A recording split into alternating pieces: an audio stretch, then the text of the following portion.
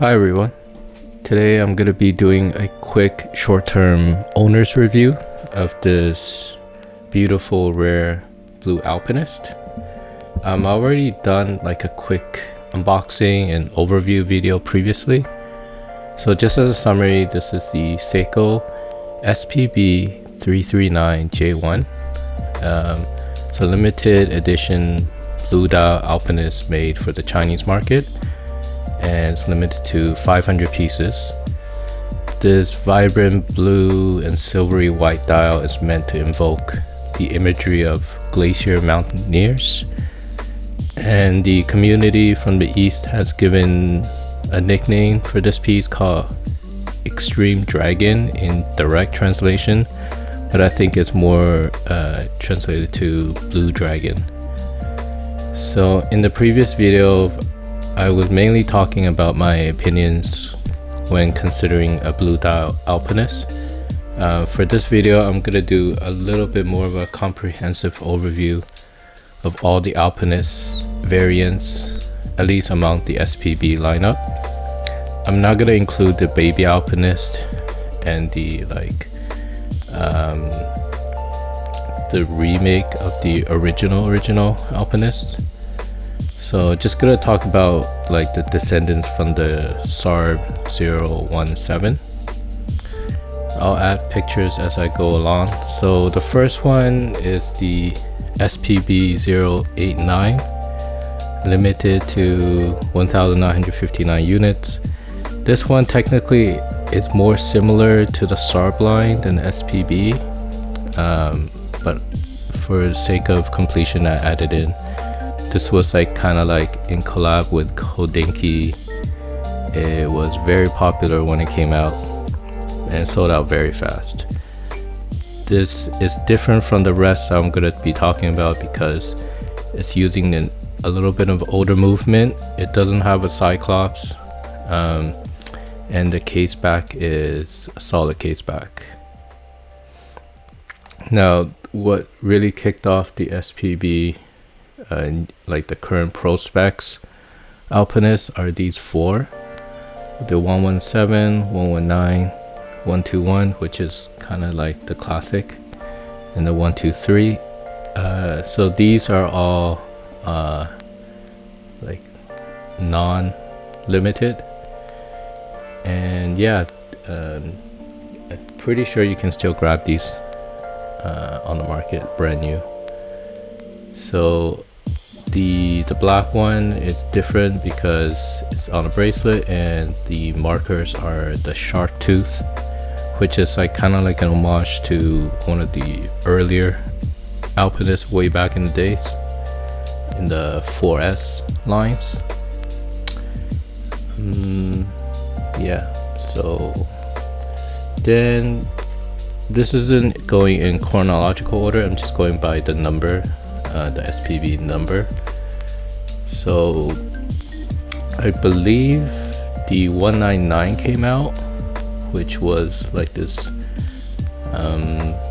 grayish blue dial, limited to 2020 pieces. It came out in 2020 for the European market, and then a year later in 2021 they also made the 201, which is more of a just gray dial, and at the same time they came out with a non-limited edition of the 199, the 197, which is I believe the same dial as the 199 but came on a bracelet.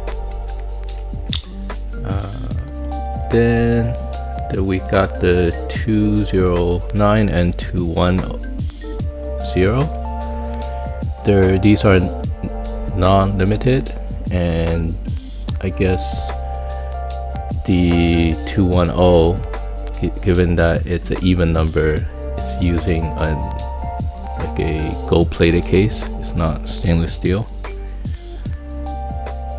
I think this is currently the only one that's non-stainless steel. Then we got the 337, which is the only one that's black, obviously, and the date window is also color match, which is nice. This is limited to 5,500 units. Then we have this one, which is the 339, limited to 500 units. And then also 341, which is a limited edition to 1,000 unit made for the Thai market. All three of these has a different type of texture dial. Then we got the last one here, the 355, also limited to 3,000 units for the European market, I believe. This texture dial is very similar to the one that I have here, and I believe this is the only one where the bezel is brushed and not polished. So yeah, as you can see, Seiko is definitely capitalizing on the popularity of the Alpinist design, and I can see why. Like, it's a beautiful design. Like the case, the size, the dial, basically everything walks this perfect line between dressy elegance and robust sportiness.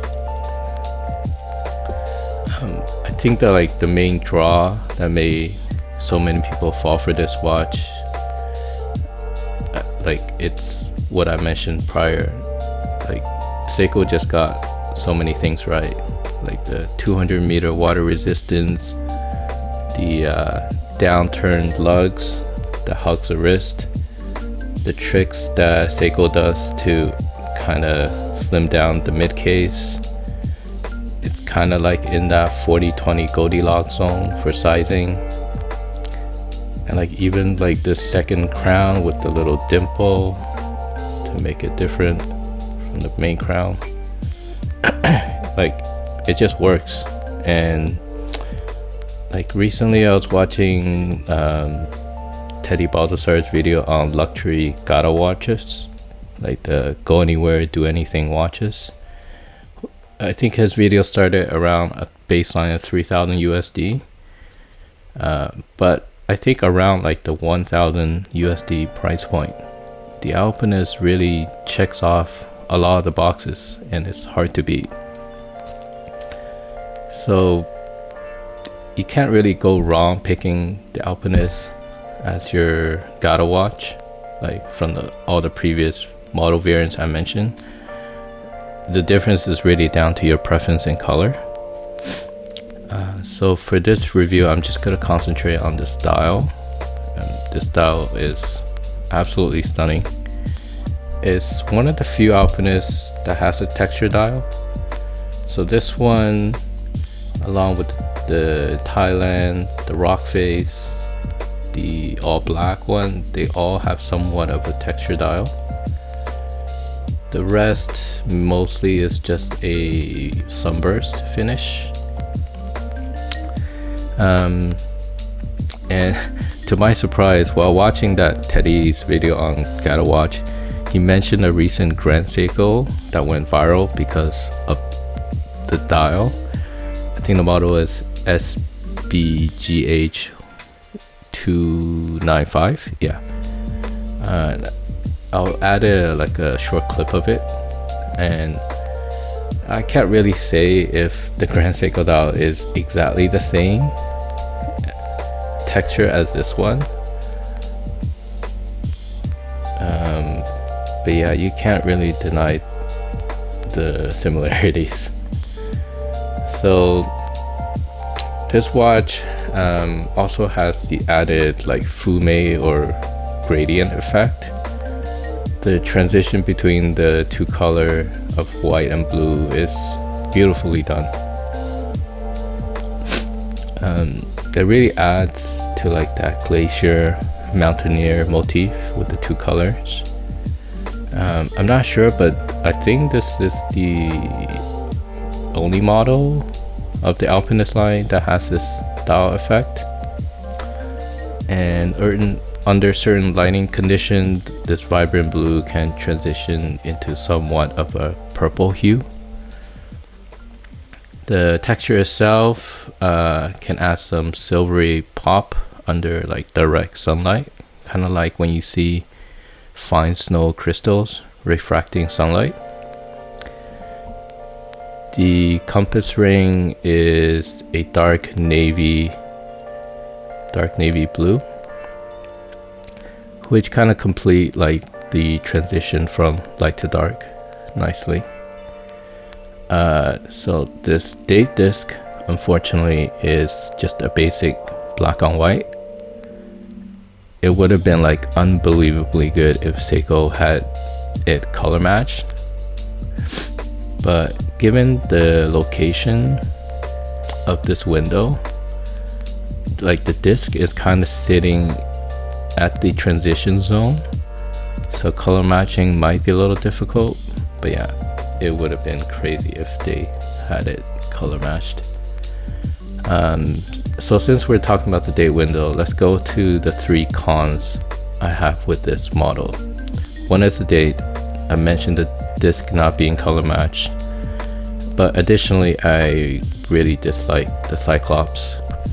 Like, as a pure tool watch, I can see the Cyclops being fine, but for me, I think with the 2 crowns here and this bulging Cyclops, the lower like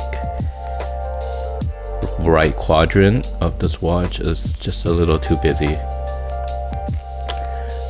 The next small con I have is with the strap. So it's more of a nitpick. I'm actually pretty satisfied with it. You get 2 straps right here. One is cloth, one is leather. Both of them actually came on their own deployment. I'm just using one of them for one of my other watches. So I was pleasantly surprised with that. Both straps are nicely padded, giving some volume and substance. The cloth is definitely the softer of the 2, but strangely is leather backed, so still confuses me a little bit. Kind of makes both options not really water friendly. This deploying has a twin trigger release and it's pretty comfortable. I've been wearing it on one of my other watches. So yeah, also this leather is calf but with the embossed croc pattern, and this contrasting white stitching on the navy blue matches pretty nicely with the dial here. And both straps are 20mm at the lug width, tapers down to 18mm. So like, if the Alpinist wasn't that popular and there weren't that many third-party options for bracelets, then I definitely would have loved one of these 2 straps to be on a metal bracelet. It would be, you know, water friendly and would complete the go anywhere, do anything package even more. However, when I looked at the OEM bracelet, let's say on the 197, I don't know if I'd be happy with the OEM Seiko bracelet, because Seiko only does 2mm taper on most of their bracelet. It's the same on my Creedor, just 2mm. So regardless if I had the OEM bracelet, I think I would have looked for a third-party option regardless. So the 2 main third-party bracelet company making Alpinist bracelet I can find is Strapcode and Uncle Straps. If you guys know more, please let me know in the comment. I'd love to have more options. But yeah, anyways, looking at my 4mm tapering option, so 20 down to 16, there's basically 4 options. There's a Strapcode Rollball, which not really my cup of tea. Then there's the Strapcode Asteroid, the Strapcode Super Jube, basically Jubilee, and then the Uncle Strap president. Uncle strap also has a Jubilee that's tapering 4 millimeters. I just put the strap code in here. I know on the Uncle strap variant, if you want the milled clasp, it only has 3 micro adjustments compared to the strap code 7. But in turn, the clasp on the Uncle strap ones are much shorter and less bulky. So you can kind of see the trade-off there. Also, Uncle strap removable links uses a pin system rather than screws. So yeah, regardless, I had my eye on the strap code Asteroid, which I have it for my Creedor. So this is the Asteroid on my Creedor, and it is a very good looking bracelet.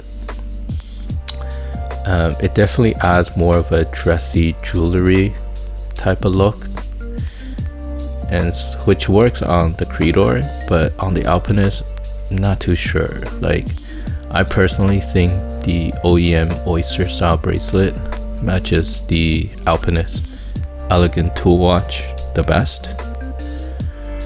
But unfortunately, like, strap codes variant also only offers the 2 millimeter in taper. Alright, so that's when I found this beauty. This is the Ginault 9453G bracelet, and as the name would suggest, the bracelet is meant for Ginault watch, who makes like a stunning homage to the Submariner, and recently they also have another model of their own design. So when you Google Alpinist tapering bracelet, the name Ginault starts to float around, and I'm here to report it absolutely works flawlessly. It's an amazing fit. Like, I'll try to add some macro shots, but yeah, it's a perfect fit, and you can just look at that 4 millimeter taper. It works. So yeah, I think like the reason why many consider the Rolex Explorer as like the ultimate GADA watch is that it combines this timeless elegance with like this effortless ruggedness. I think a big factor is because of this tapered Oyster bracelet. The bracelet also includes the famous glide lock feature, which adds like the on-the-fly micro adjustments. So there's that.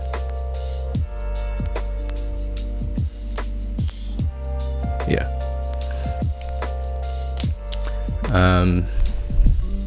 The links are screws, which is very nice. As you can see here. And just everything is like very solidly put together. Like, look at this hinge clasp. Like, it doesn't like just drop. Everything is just very well put together. I actually have an Oyster bracelet from Strapcode for comparison.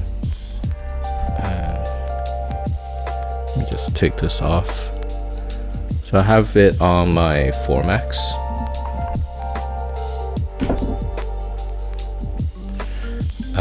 The Formax is a 22 millimeter lug width, and Strapcode does make it a 4 millimeter taper down to 18. So yeah, 22 to 18. So this is the Strapcode version, and just from like, I don't know how well it comes off video, but just from feeling the two, like this just feels much more solid and put together. Let me see if I can like zoom in on like the finishing. It's gonna be a little hard. The trap coat is well done, but I think the Ginault is just another step above. Thickness, I think the Ginault is a little thicker, and obviously the strap coat doesn't have the glide lock. And yeah, if you if you look at like this hinge, it's just like your typical loose hinge. All right, enough about this bracelet. This is pretty much my thoughts on the Alpinist. I know I'm pretty late to the Alpinist train. I mean, given my collection, I only collect shape watches, so the Alpinist was never really on my radar, and this is actually a gift, so unfortunately it's not going to be sticking around. Which brings me to my last con, which is the box. Let me see if I can get the box and just show you.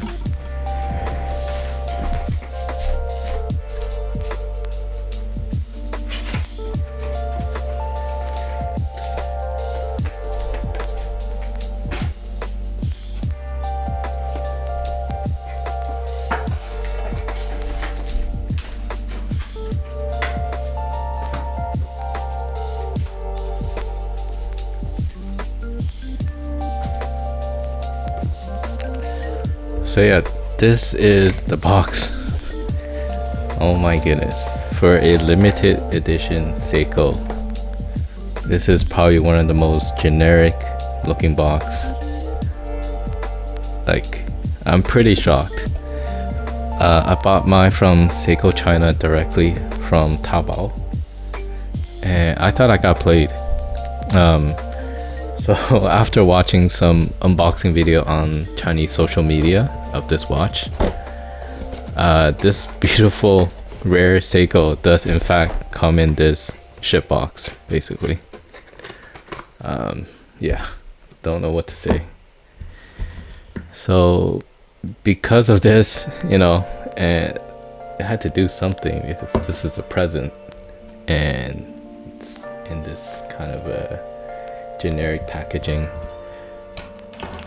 I actually went out and printed like a brochure. I don't know if it will fit.